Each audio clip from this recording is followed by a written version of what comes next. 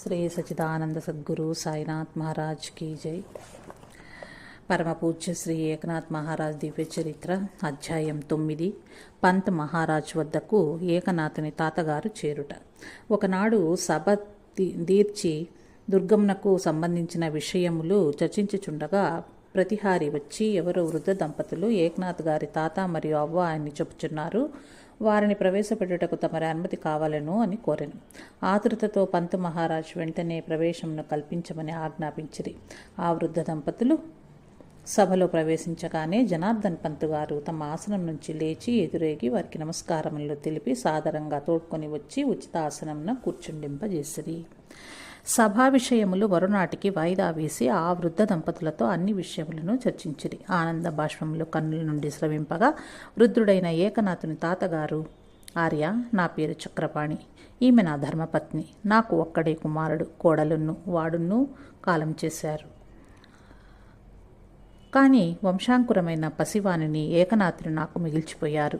అతనికి తల్లి తండ్రి లేని లోటు తెలియకుండా మేం పెంచాము. కానీ ఈ పెద్ద వయస్సులో మమ్ము క్షోభకు గురిచేసి వాడు కనపడకుండా పోయినాడు. మేము ఎక్కడని వెతకగలము? మా పైఠాన్ నగరానికి వచ్చిన ప్రతి క్రొత్త వ్యక్తిని నేను పిచ్చి వానిలాగా విచారిస్తూ గడిపాను ఇన్నేళ్ళు. ఈ మధ్యనే ఒక పెద్ద మనిషి ఏకనాథుని పేరు విన్నానని, అతడు మీ వద్ద ఉన్నట్లు తనకు తెలుసునని చెప్పాడు. ఆ విషయం తెలిసి కూడా చాలా రోజులైంది. అయినా మేము ప్రయాణించుటకు వాతావరణం అనుకూలించక రాలేకపోయాము. ఎట్లో అవస్థలు పడి ఇప్పటికీ దుర్గానికి చేరుకున్నాము. మా ఏకనాథుని ఒక్కసారి కళ్ళతో చూచుకుంటే మాకు ప్రయాణ బడలికంతా తీరిపోతుంది అంటూ ఎడతెరిపి లేకుండా విన్నవించుకున్నారు. అంతా విని పంత్ మహారాచార్య, తమరు మాకు పితృ సమానులు, ఏకనాథ్ నాకు పుత్ర సమానుడు. అటువంటి బుద్ధిశాలి అయిన శిష్యుడు నాకు లభించడం నా అదృష్టం. అతన్ని కన్నవారు పెంచినవారు కూడా ధన్యులే అన్నారు. చక్రపాణి గారు, కానీ మేము ఎంతో దురదృష్టవంతులం నాయన అనగా, లేదు లేదు, మేము అందరము అదృష్టవంతులమే. మీ మనవుణ్ణి గొప్పతనం గురువుగా నేను పొగడరాదు. అతనికి ఆయుక్షీణం కనుక ఒక్క మాటలో చెప్పాలంటే అతడు అపూర్వ రత్నం వలె మనకు లభించాడు. అది కూడా ఈశ్వర కృపచేత అని గ్రహించాడు. అతడు ఇప్పుడు తీర్థాటనంలో ఉన్నాడు. తిరిగి వచ్చే సమయంలో పైఠానికే వస్తాడు. అతడి ద్వారా జగత్తు జ్ఞానప్లావితం కావలసి ఉన్నది. లోకోద్ధారకుడయ్యాడు మీ మనవడు. మీరేమాత్రం చింతింపవద్దు అని అంటుంటే ఒకవైపు సంతోషంతో ఒకవైపు దుఃఖము. ఆ తాతగారికి ఏమీ అర్థం కావటం లేదు. జగదోద్ధారణ అంటున్నావు నాయన, మరలా అతడు ఇలా సంచారం చేస్తూ సన్యాసం తీసుకుంటాడా? మా మాట విని మాతో ఉండి పెండ్లి పేరంటం చేసుకుని వంశాన్ని ఉద్ధరిస్తాడా లేదా నాకేదో అనుమానంగానే ఉందయ్యా అంటూ ఉంటే పకపక నవ్వుచు పంత్ మహారాజు, ఓహో అదా మీ సంశయము, మీ మాట వింటాడో లేదో అని కానీ నా మాట అయితే వింటాడు అన్నారు. తాతగారు, నాయన ఒళ్ళంతా కళ్ళు చేసుకుని ఎదురు చూస్తున్నాము. మాకు వాడిని చూడాలనే ప్రేమే ఇంత దూరం తీసుకొచ్చింది. తీరా ఇక్కడ వాడిని చూచే భాగ్యం కలగలేదు. నిరాశ ఎదురయింది. ఇప్పుడు మమ్మల్ని ఏం చేయమంటావు నాయన? నీ మాట వింటాడన్నావు కాబట్టి మమ్మల్ని ఇకపైన వదిలి వెళ్ళవద్దని మీ మాటగా వాడికి చెప్తావా నాయన? పెద్దవాళ్లమైనాము, మమ్మల్ని కనిపెట్టి చూచేది ఇంకెవరూ లేరు, అర్థం చేసుకో అని ప్రాధేయపడుతుంటే లోన ఆ బాధ అర్థం చేసుకున్న పంత్ మహారాజ్, తప్పకుండా అతనికి చెప్తాను, చెప్పటం కాదు ఆజ్ఞాపిస్తూ పత్రం కూడా వ్రాసి మీ చేతికిస్తాను, అతడు నా మాట జవదాటడు అన్నారు. ఆ వృద్ధ దంపతులకు దృఢమైన విశ్వాసం కలిగించారు. మార్గాయాసం తీరే వరకు తమ వద్దనే వారిని విడిది చేయమన్నారు. వారిని సకల మర్యాదలతో పితృప్రేమతో సంభావించి కొన్ని దినాలు ఉంచుకున్నారు. వారు ఉన్నంత కాలము ఏకనాథుని గురించిన అతని ఆధ్యాత్మిక విషయ పరిజ్ఞానాన్ని గురించి పొగడకూడదంటూనే పొగుడుతూ ఉన్నారు. ఆయన పరివారంలోని వారంతా ఏకనాథ్ పంత్ మహారాజు గుర్రపు స్వారీ నేర్పించారని కూడా చెప్పారు. ఆయన పరివారంలోని వారంతా ఏకనాథుని గురుసేవ గురించి, ఆయన కార్యదీక్ష గురించి చక్రపాణి గారికి విపులంగా చెప్పారు. అతనికి పంత్ మహారాజు గుర్రపు స్వారీ నేర్పించారని కూడా చెప్పారు. ఏకనాథుని ఉదార స్వభావం గురించి, యుద్ధ నైపుణ్యం గురించి వారంతా చెప్పగా విని ఆ తాతగారు అవ్వగారు నిర్ఘంతపోయినారు. తమ దగ్గరే కనుక ఉంటే ఇంతటి గొప్పవాడయ్యేవాడా అని ఏకనాథుని అవ్వ అంటుంటే నిజమేనని తాతగారు తలూపారు. కొన్ని రోజుల అనంతరం ఒక గుర్రబండిని రప్పించి చక్రపాణి దంపతులకు నూతన వస్త్రాలు సమర్పించుకుని ఒక పత్రం వ్రాసి వారి చేతికిచ్చి అంత అశుభమే జరుగుతుందని చెప్పి వారిని ఆ గుర్రపు బగ్గీలో ఎక్కించి పైటాన్లో దించరమ్మని వీడ్కోలు చెప్పి పంపించారు పంతగారు. చక్రపాణి దంపతులు క్షేమంగా ఇల్లు చేరి మన్మడి కొరకు ఎదురు చూడసాగారు. ఒక రోజున ఊరిలో తెలిసిన ఆయన వచ్చి, చక్రపాణి గారు, ఏకనాథుడు వచ్చాడండి, ఊరి బయట దేవాలయం ప్రక్కన రావి చెట్టు కింద ఉన్నాడు అని చెప్పగానే వృద్ధులు ఇరువురు బయలుదేరారు. భార్య భర్తతో, ఏమండోయ్, వాడసలే మొండిగఠం, ఆ గురువుగారిచ్చిన లేఖ పట్టుకురండి, లేకుంటే వాడు ఇంటికి రాకుండా గుడి దగ్గర కూర్చోవటం ఏమిటి అనగానే అవునంటూ తాతగారు లోనికి వెళ్ళి ఆ లేఖను తీసుకుని మరీ బయలుదేరారు. నాథ్కు పైఠాన్లో తాతయ్య ఆహ్వానం. వారు ఏకనాథుని వద్దకు వచ్చేసరికి ఆయన చుట్టూ అనేక మంది పండితులు విధాల చర్చలు చేస్తూ కనిపించారు. వారిని తప్పించుకుంటూ పోయి, తాత, నాయనమ్మ ఇద్దరు నాయన, ఎన్నాళ్లకు మేము గుర్తొచ్చాము, మన గ్రామం గుర్తొచ్చింది అంటూ ముందుకు పోయి అతన్ని అమాంతంగా ఓలించుకుని ఆనంద బాష్పాలు కారుతుంటే అతని రూపం స్పష్టంగా కనిపించక శరీర స్పష్టతోనే పులకింత కలగగా సంతోషంతో పొంగిపోయారు. తాతగారు, నీవు వస్తావని గురుదేవులు చెప్పారులే, యాత్రలన్నీ చేసి వచ్చావా నాయనా? మాకు ఏ యాత్రలు చేసే యోగం లేదు, కనీసం నీవు చేసి వచ్చావంటే మాకది సంతృప్తి బాబు. ఇంటికి పోదాంరా, విశేషాలన్నీ విపులంగా మాట్లాడుకుందాము అంటుంటే ఏకనాథులు, తాతయ్య, నేను ఇంకా యాత్రలు చేయవలసి ఉన్నది, ఇంటికి రాకూడదు, భిక్షాటనతోనే యాత్రలు పూర్తి చేసి గురుదేవులకి ఇచ్చిన బాట నిలబెట్టాలి అన్నారు. తాతగారు తన జేబులో నుంచి గురువుగారి లేఖను తీసి ఇచ్చి, ఇది చదువుకో, జనార్దన్ పంత్ గారే స్వయంగా వ్రాసి ఇచ్చారు అనగానే ఆ లేఖ అందుకొని విప్పి చూస్తే నిజంగా తమ గురుదేవుల చేవ్రాత కనిపించింది. అలాగే దానిని కళ్ళకద్దుకుని ఆనందంగా చదవసాగాడు. చిరంజీవి ఏకనాథ్కు ఆశీస్సులతో వ్రాయినది, నా ఆజ్ఞ అయ్యే వరకు నీవు పైఠాన్లోనే ఉండాలి, నీ కర్తవ్యం అక్కడి నుంచే ప్రారంభం కావాలి, నేను చెప్పిన సమాజోద్ధరణ కార్యమునకు అక్కడే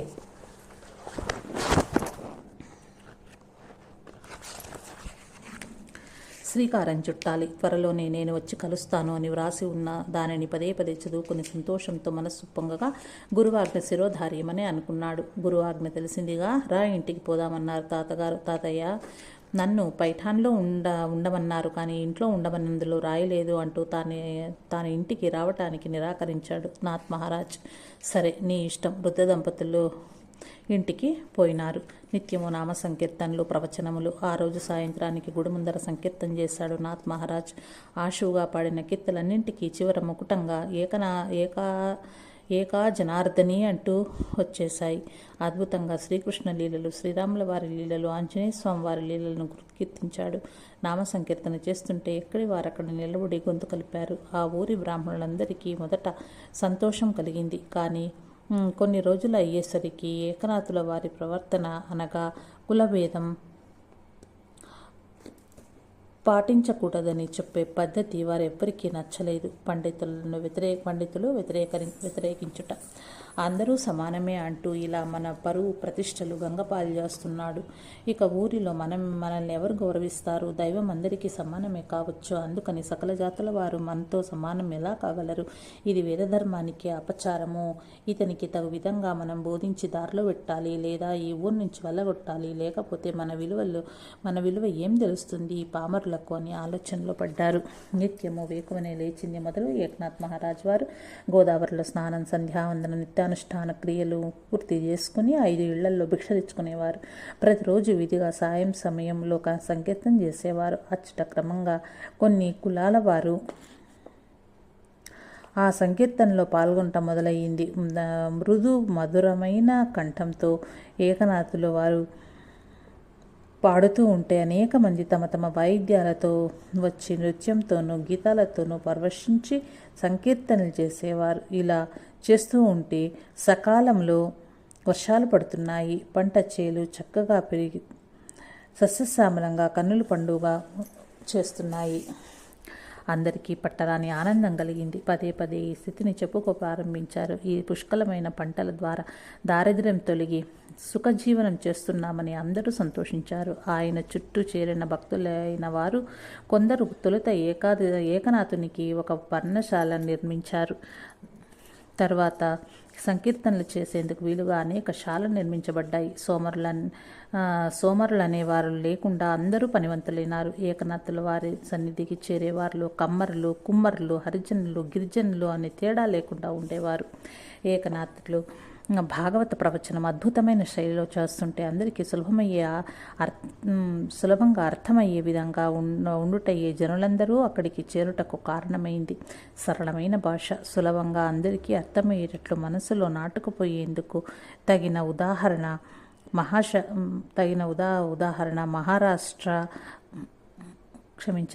ఉదాహరణ మహాశాస్త్ర విదిత రహస్యాలు విడమరిచి చెప్పగల శక్తి ఆయనలోని దివ్యత్వం వారికి ఆశ్చర్యాన్ని కొలిపేది. అర్ధరాత్రి వరకు అనేకమైన చర్చలు చేస్తూ చాలామంది వృద్ధులు శాస్త్ర పరిజ్ఞానము సాధనా జ్ఞానమును ఏకనాథుల నుంచి అడిగి తెలుసుకోమన్నారు. తమ సందేహ నివృత్తిని పొందిది.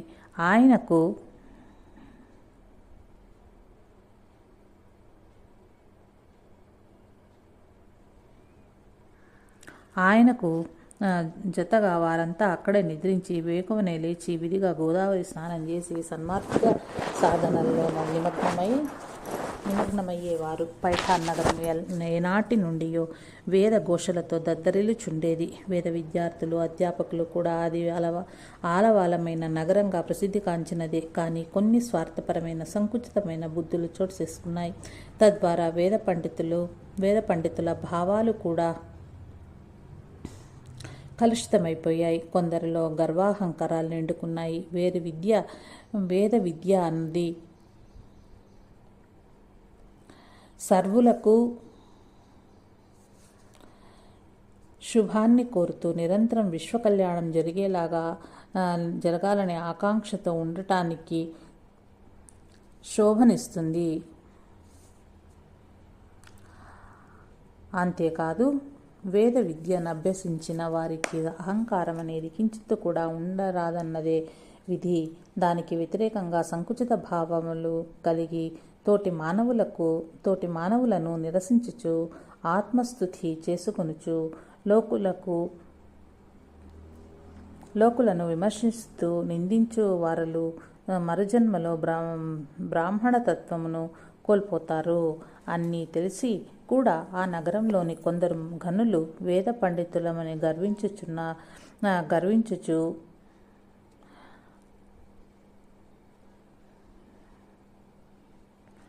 తమంతటి గొప్ప గురువులు లేరని చాటుకుంటున్నారు.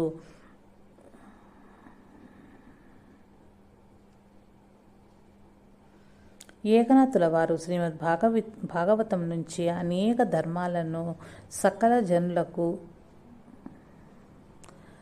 జనులకు వివరంగా తెలుపుతూ, ఇప్పుడు ఏ కులంలో జన్మించామన్నది లెక్క కాదు, ఈ శరీరము లభించినందులకు ఎన్ని మంచి పనులు చేశామో పరమాత్మ ప్రతిక్షణము గమనిస్తూ ఉన్నాడన్న విషయాన్ని గుర్తించిన వాడును బ్రహ్మతత్వాన్ని అవగాహన చేసుకునే ప్రయత్నంలో ఉండేవాడును బ్రాహ్మణుడు. ఏ కులంలో పుట్టినప్పటికీ ప్రతి జీవుడు పరమాత్మతో అనుసంధానం కలిగియే ఉంటాడు. ఈ సత్యాన్ని త్రికరణ శుద్ధిగా నమ్మండి అని చెప్తూ ఉంటే కొందరు ప్రశ్నలు వేసి సందేహాలను వెలుపుచుచున్నారు. అటువంటి వారందరికీ ఏకనాథులు సమాధానం చెప్పేవారు. ఒక ఆయన ఏకనాథుల వారితో ఇలా ప్రశ్నించారు. భగవద్గీత యందు శ్రీకృష్ణ భగవానుడు స్వయంగా తానే చాతుర్వర్ణాలను సృష్టించాలని చెప్పి ఉండగా నీవు అందరూ సమానమేనని ఎలా చెప్పగలవు అని నిలదీసి అడిగారు. అప్పుడు శ్రీ ఏకనాథులు వారు శ్రీమన్నారాయణుని ప్రార్థించి ఇలా చెప్పారు. శ్రీకృష్ణ జన్మాష్టమి అప్పుడు శ్రీ ఏకనాథుల వారు శ్రీమన్నారాయణ్ణి ప్రార్థించిలా చెప్పారు. శ్రీకృష్ణ పరబ్రహ్మ సత్యమనే వచించి ఉన్నారు. శ్రీకృష్ణ పరబ్రహ్మ సత్యమునే వచించి ఉన్నారు. అఖలాండ కోటి బ్రహ్మాండాలన్నీ కలిసి ఆ పరమాత్మ యొక్క సృష్టి అయి ఉన్నప్పుడు వేదాలు, వేదాంగాలు, పురాణాలు సమస్తము ఆయన సృష్టిలోనివేగా అప్పుడు 4 వర్ణాలుగా చెప్పబడుచున్న వైవిధ్యం కలిగిన సృష్టి అంతయు తనది అన్నారు. సకల జీవరాశులు కూడా ఆయన సృష్టి అని మీరు ఒప్పుకున్నారు కదా. మానవులందు తప్ప ఇతర ఏ జీవ జంతువుల మధ్యను ఇటువంటి స్వార్థపరత్వం ఉండదు. అవన్నీ ప్రకృతి స్వభావానికి లోబడి ప్రకృతి ప్రేరణతో వాటి జీవితాన్ని గడుపుచు చివరకు శరీరాన్ని విడిచిపెడతాయి. మానవునికి భగవంతుడు ప్రకృతి ప్రేరణలతో పాటుగా స్వతంత్ర ప్రవృత్తిని కూడా ప్రసాదించాడు. మనసును ఏర్పాటు చేసి దాని యందు ఆలోచించే శక్తిని, మంచి చెడులను గుర్తించే బుద్ధిని ప్రసాదించాడు. గుణములకు ప్రత్యేకత కల్పించాడు. వాటిని మంచి గుణాలు, చెడ్డ గుణాలను విభజించి తెలుసుకునే శక్తిని ఇచ్చాడు. అందువలన మానవుడు ప్రకృతి ప్రేరణకు గురి అయ్యి మనసులో చెడు గుణాలకు తావు కల్పిస్తే చెడ్డ కర్మ అంటే పాపకర్మ చేసిన వాడయ్యి దుర్మార్గుడుగానే ముద్ర వేసుకుంటాడు. మనసులో మంచి గుణాలకు తావిస్తే మంచి పనులు, పుణ్యకర్మ చేసిన వాడుగా పుణ్యాత్ముడు అనిపించుకుంటాడు. అందుకని గుణముల చేతను, పనుల చేతను 4 స్వర్ణములైన మానవులు నా చేత సృష్టించబడి ఉన్నారని చెప్పి ఉన్నాడు. గుణకర్మల కారణంగా ఇట్లు విభజించబడినారు అని పరమాత్మ చెప్పినారు. ఇది సత్యమే. ఈ విషయమును మరి ఒక రీతిగా కూడా తెలుసుకునవచ్చును. ఒక ఖాళీ సీసాలో ఏ రంగు నీరు పోసినప్పుడు ఆ సీసా రంగుతో ప్రకాశిస్తుంది. ఏ నీరు పోయకుండా ఉంటే అది తెల్లగా మెరుస్తూ ఉంటుంది. అలాగే మానవుడు పుట్టుకతో సత్యమైన ప్రకాశం కలిగి ఉండి క్రమంగా ఒక్కొక్క గుణం చుట్టూ ఉన్న వాతావరణాల నుండి స్వీకరిస్తాడు. ఆ విధంగా గుణ సముదాయంతో కూడినప్పుడు ఆయా గుణములకు తగిన విధమైన కర్మలు చేస్తూ తన జీవితాన్ని సాగించుకుంటూ ఉంటాడు. ఈ సకల జీవరాశులలోనూ పరమాత్మయే చైతన్య రూపంగా ప్రకాశిస్తూ ఉన్నానని చెప్పిన విషయాన్ని కూడా మనం మరవరాదు కదా. కావున మనం భగవంతుని దర్శనం చేయాలి అంటే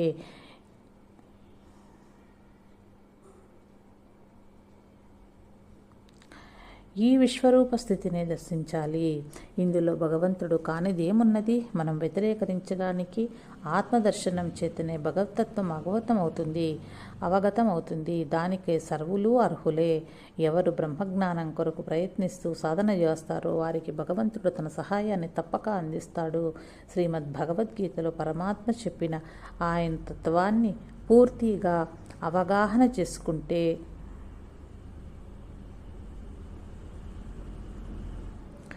మీకు ఎటువంటి సందేహాలను రావు. అర్జునుడు ధరించినట్లు ఆయన యొక్క విశ్వరూపాన్ని అందరూ దర్శించగలుగుతారు.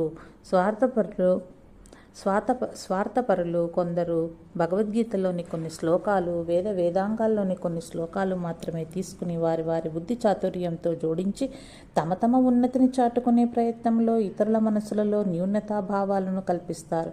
సృష్టిలోని సకల జీవులలో ఉన్న పరమాత్మను గుర్తించలేని వారు ఇతరులకు గుర్తులు చెప్పలేదు. అందువలన ఎవరి కృషి అంటే సాధన వారే చేయాలి. నిరంతరం భగవంతుణ్ణి చింతించుచు సకల జీవుల పట్ల దయతో మేలు చేయుటకు సిద్ధముగా ఉండుట చేత భగవంతుని కృపను పొందవచ్చు. దీనికి జాతి, కుల, వయస్సు, స్త్రీ, పురుష, బీద, ధనిక అను భేదములు ఏమీ అడ్డురాదని కూడా అందరూ తెలుసుకొనవలెను. అందరూ కలిసి చేసే ప్రార్థనలు, సంకీర్తనలకు పరమాత్మ పరవశిస్తాడు. మన ఆశయాలు, ఆకాంక్షలు నిస్వార్థంగా ఉంటే ఆయన వాటిని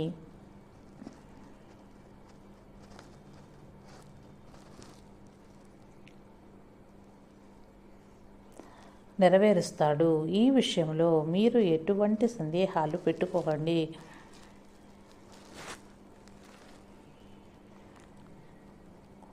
అందరము ఆ పరమాత్మ నుంచి వ్యక్తీకరింపబడినాము. తిరిగి ఆ పరమాత్మ యందే లయం కావలసి ఉన్నది.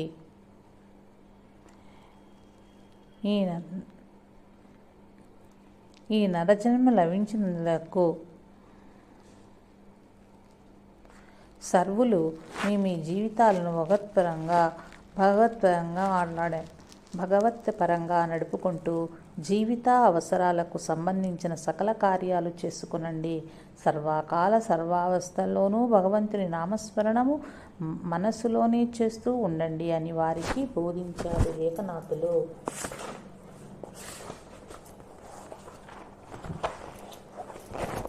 ఏకనాథ్ మహారాజ్ వారి బోధలు సామాన్యులకు పండితులకు కూడా చక్కగా అర్థమయ్యే రీతిలో ఉంటున్నాయి. సంకీర్తనలో నామం అనేక రాగాలలో పాడుతుంటే పరవశించి అందరూ నృత్యం చేసేవారు. తన్మయత్వంతో దారిన పోయే వారిను స్థాణువులై నిలబడి పరవశించేవారు.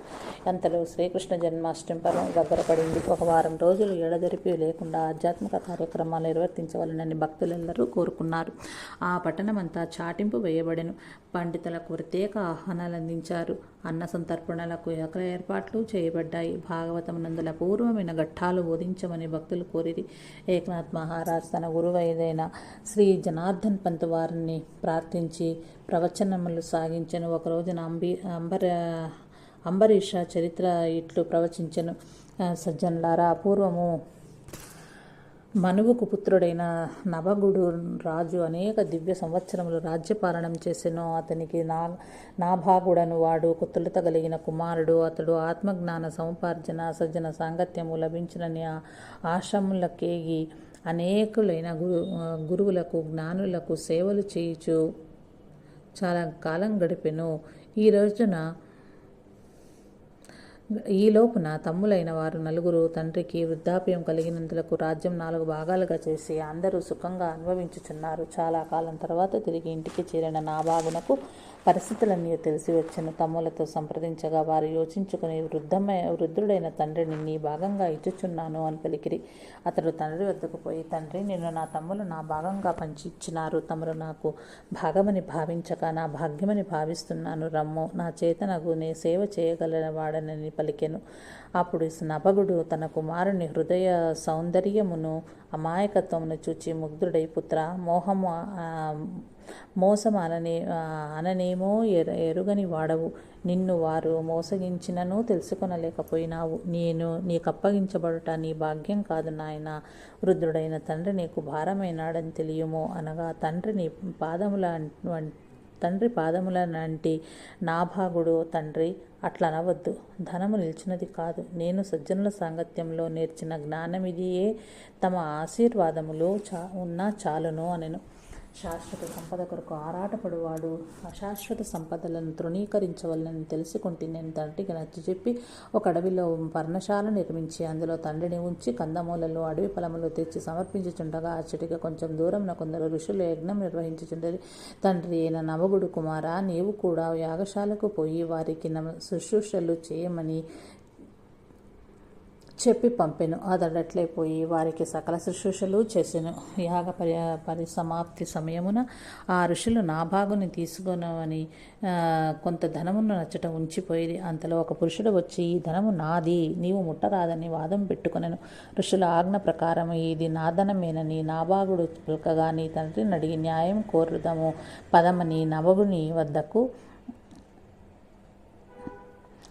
రాగా, నభగుడు సుతునితో, కుమారా, ఈయన రుద్రుడు. యాగశాలలో మిగిలిన వస్తువులన్నీ రుద్రభాగములే. కావున ఈ ధనము కూడా రుద్రునికే, అంటే ఈశ్వరునికే చెందుతుందని తీర్పు చెప్పెను.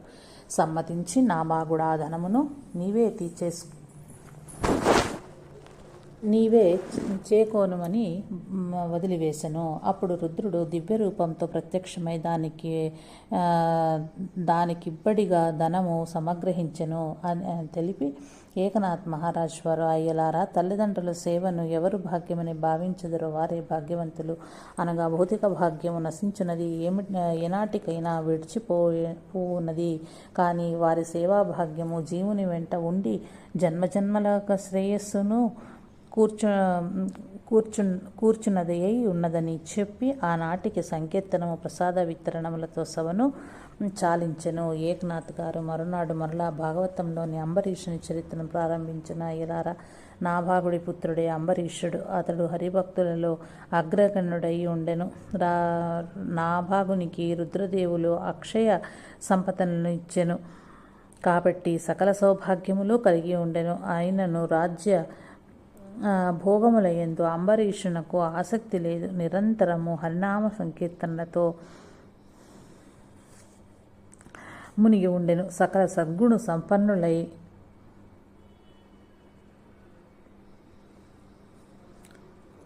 సకల సద్గుణ సంపన్నుడై ఉండెను. హరియును హరిభక్తులను సమమేనని తలచేవాడు. అతని అంతఃకరణమంతయు హరికే ఆలవాలమై ఉండున్నది. ఒకసారి అంబరీషుడు హరిక్లిష్టమైన ఏకాదశి ఉపవాస దీక్షను 1 సంవత్సరం రోజులు చేయవలని నిర్ణయించుకునను. ఆ వ్రత పరిసమాప్తి కాలమునందు ఆ రాజు సాధువులకు బ్రాహ్మణులకు వస్త్రములు,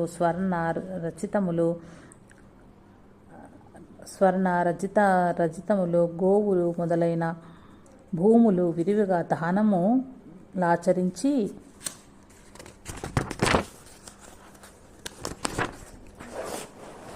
అన్నదానమును చేయుటకు సంసిద్ధంగా ఉన్న సమయమునందు దూర్వాస మహర్షి వచ్చెను. ఆ రాజు ఆయనకు చేయవలసిన అతిథి మర్యాదలన్నీ చేసెను. సాష్టాంగ వందనాలు ఆచరించి భోజనమునకే ఆహ్వానించినప్పుడు మునిరాజు మాధ్యాహ్నిక కర్మలను ఆచరించి రావలేనని నదీ తీరమునకు పోయి ఎంత వేళైననూ రాకుండెను. ఇక 12 గడియలు పూర్తియగు సమయం ఆసన్నమయ్యెను.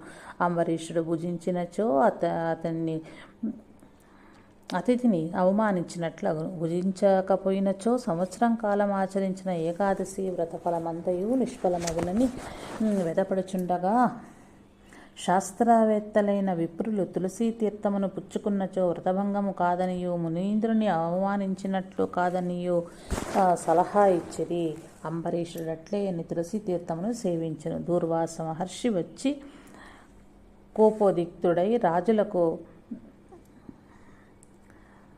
శాపమిత్తునని పలికెను. అంబరీషుడు శ్రీహరి శరణు అని తన ఇష్టదైవమైన హరినే శరణుజొచ్చెను. తాను వివశుడయ్యెను. ఆ క్షణమునందే హరియే అతని హృదయ మందిరమునందు నిలిచి మహాత్మా శాంతింపుడు అని ప్రార్థించుచుండెను. దూర్వాసుడు నీవు చేపవై పుట్టు, తాబేలువై పుట్టు అంటూ 10 శాపాలు పెట్టాడు. అలా పెడుతుంటే శ్రీహరి మహాత్మా శాంతించండి అని ప్రార్థించాడు. ముని ఇంకా రెచ్చగొట్టిపోతూ ఉంటే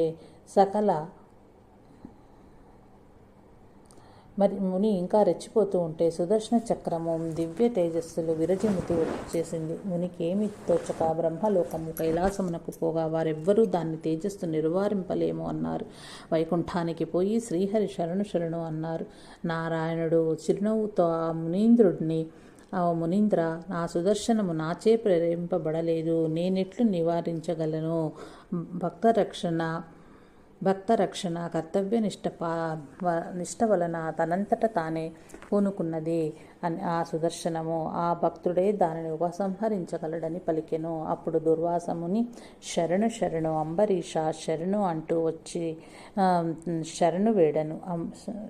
అంబరీషుడప్పుడు సుదర్శనం ఇట్లు ప్రార్థించెను. సృష్టి స్థితి లయములకు మూలమైన ఓ సుదర్శన చక్రమా, కాలస్వరూపమైన ఓ సుదర్శన చక్రమా, జనులు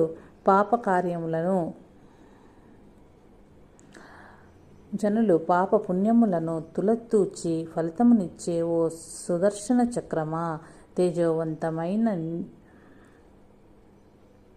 నిన్ను దర్శింప మాకు శక్యమా?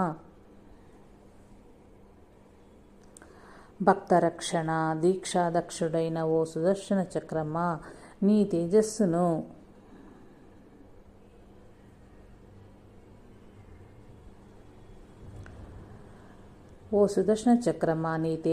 ఉపసంహరించుకుని దీనులమైన మమ్మలను కాపాడుము, మా యందు దయచూడుము. ఈ మహర్షి ఎంతో దయామయుడు, మంచివాడు, తపోధనుడు, కాలమహిమ చేత మాత్రమే క్రోధమును పొందినవాడు. ఇది అంతయు శ్రీహరి లీలా విలాసమని మేము నమ్ముచున్నాము.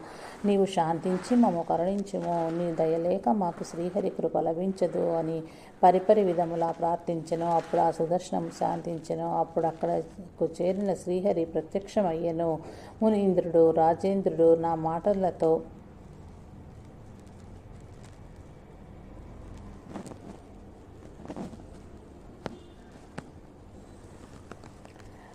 అప్పుడు ఆ సుదర్శనము శాంతించెను. అప్పుడు అక్కడ శ్రీహరి ప్రత్యక్షమయ్యను. మునీంద్రుడు రాజేంద్రుడు రాజేంద్రుడును ఆనందముతో స్తుతించిరి. అప్పుడు దుర్వాసముని, ఇంత మంచి రాజును నేను అనవసరంగా కోపించి శాపమిచ్చాను, నన్ను క్షమించమని శ్రీహరిని కోరగా శ్రీహరి ఇట్లనెను, దుర్వాసమునీంద్రా, తమరు శాపమిచ్చు సమయములో అంబరీషుడు వివశుడై నన్ను శరణు పొందగా నేనే అతని హృదయం నందు నిలిచి ఉన్నందున ఆ శాపములన్నీ నాకే వర్తించగలవు. అతడేమీ ఎరుగడు. అతనిలో నుండి శాంతింపుమని నిన్ను వేడుకున్నది కూడా నేనే అని పలుకగా అందరూ ఆశ్చర్యపోయిరి. భక్తులారా, అంబరీషుని భక్తి ఎంత గొప్పదో చూడుడు. ఆ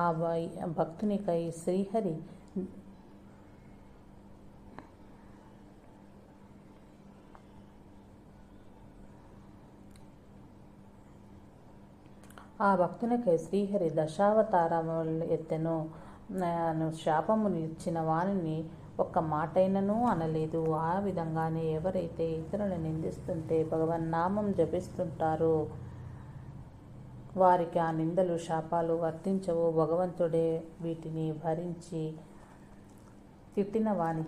తిట్లు తిన్నవానికి కూడా మేలు చేస్తాడని తెలుసుకుని మెలగండి అని శ్రీమద్భాగవత రహస్యాన్ని సర్వులకు బోధించారు ఏకనాథుడు. రామకృష్ణ హరి జయ జయ. పాండురంగ హరి జయ జయ.